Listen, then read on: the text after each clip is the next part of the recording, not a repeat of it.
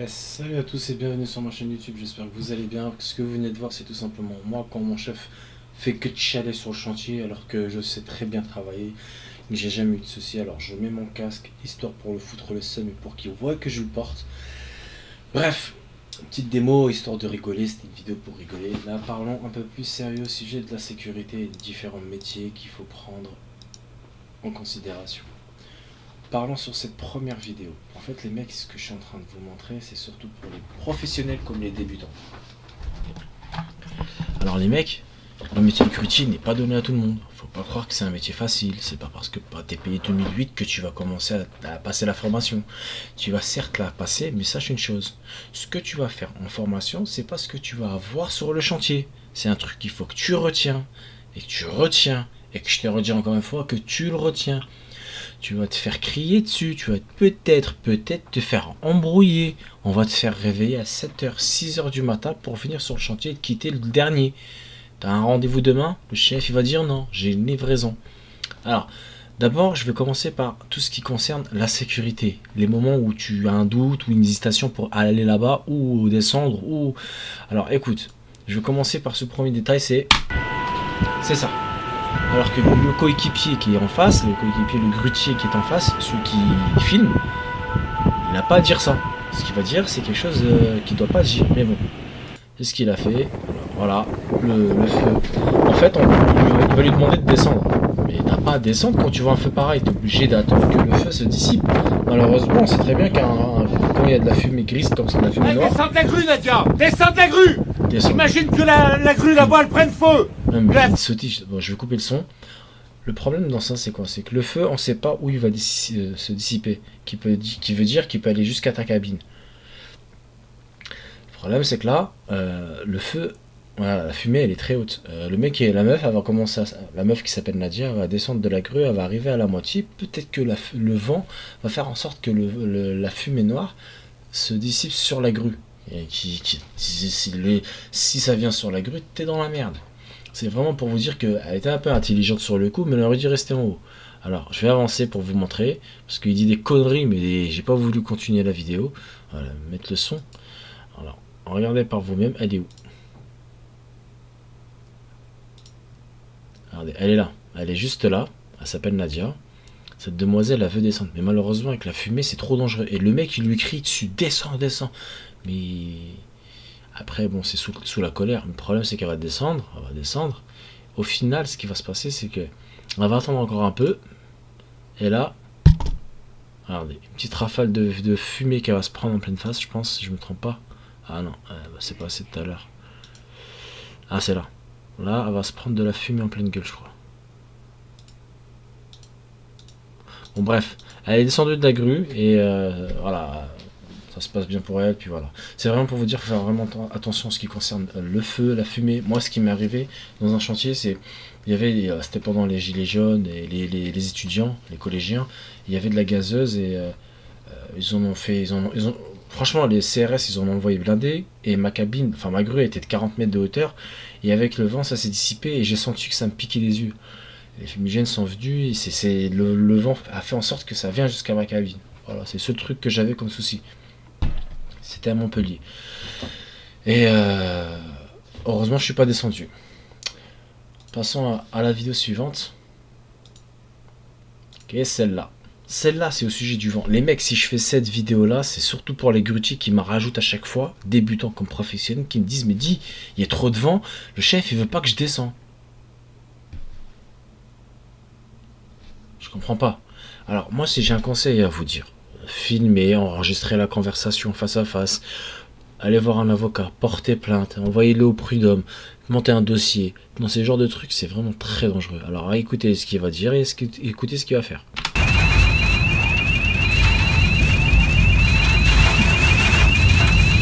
Ah, ça fait peur! Regarde-moi le vent!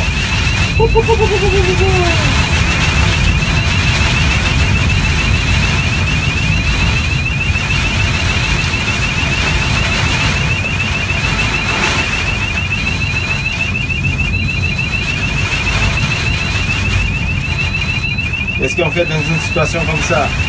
Il y a la grosse girouette, tu restes. T'as même pas à monter déjà. tu n'as même pas monté dans la grue. Tu sais très bien qu'à autant de vent, tu restes chez toi, tu chiales pas.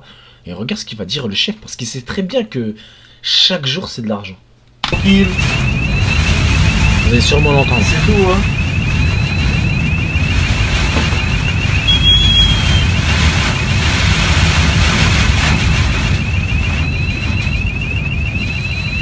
Une chose qui est bien, c'est qu'il a rien accroché encore.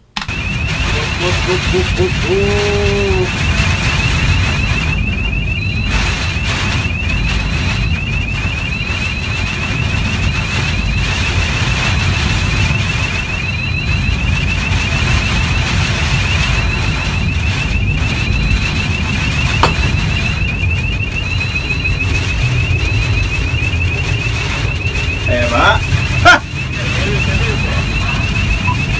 Ah, il faut annuler le béton, hein, parce que là, il y a 100 km/h de vent. Écoutez, vous avez entendu 100 km/h de vent. Logiquement, un chef de chantier se prend pas la tête. Tu dis, écoute, Ricardo ou Portugais ou Rebeu, Renoir, peu importe, tu descends. Logiquement, tu descends et tu fermes ta gueule. C'est à la base ça. C'est pas possible, hein.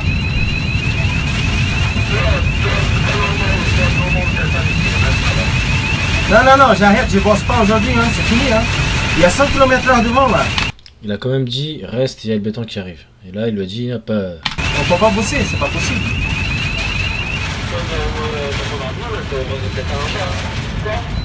Moi, j'attends que le vent se calme, ça, parce qu'il est trop fort, c'est souffle trop fort, là.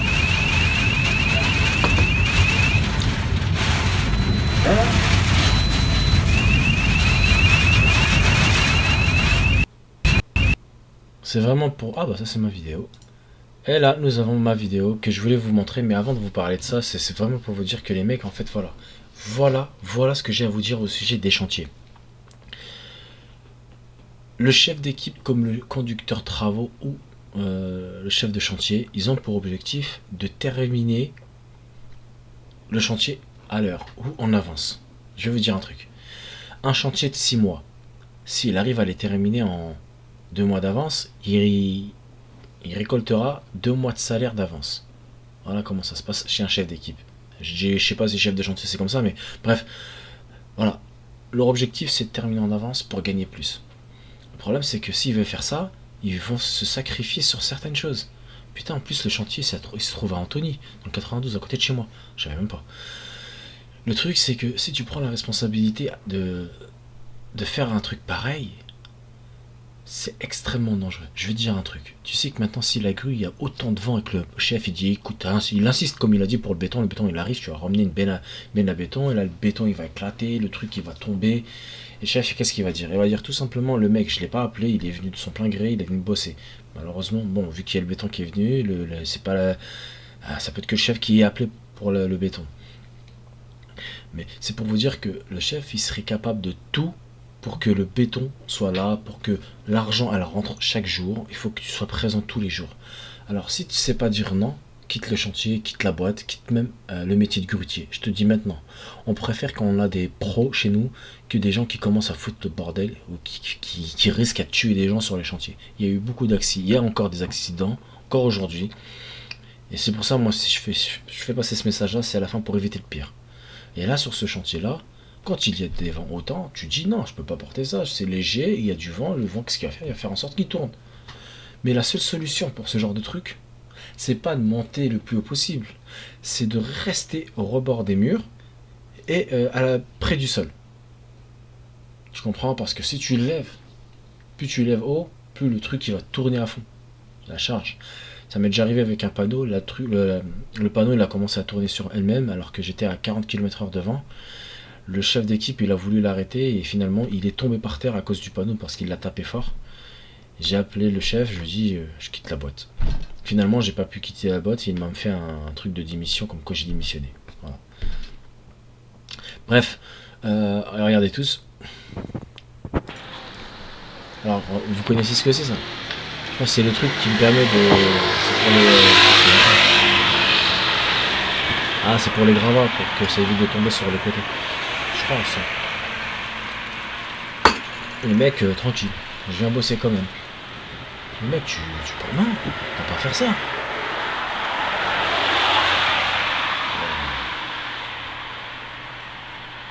N'importe quoi.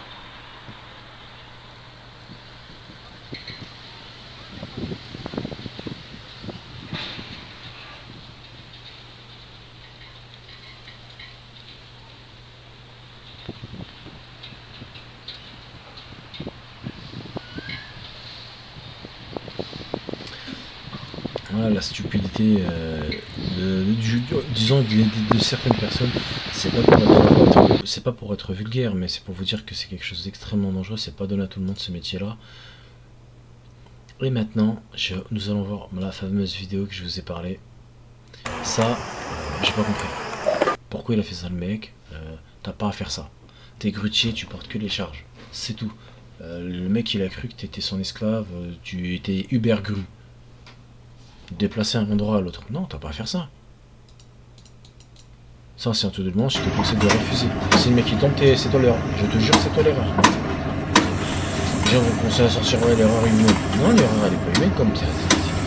C'est comme ça la vision des chefs de chantier. Même si c'est un intérimaire, hein, c'est toi qui en tort. Oui, il est heureux parce qu'il monte la prochaine grille.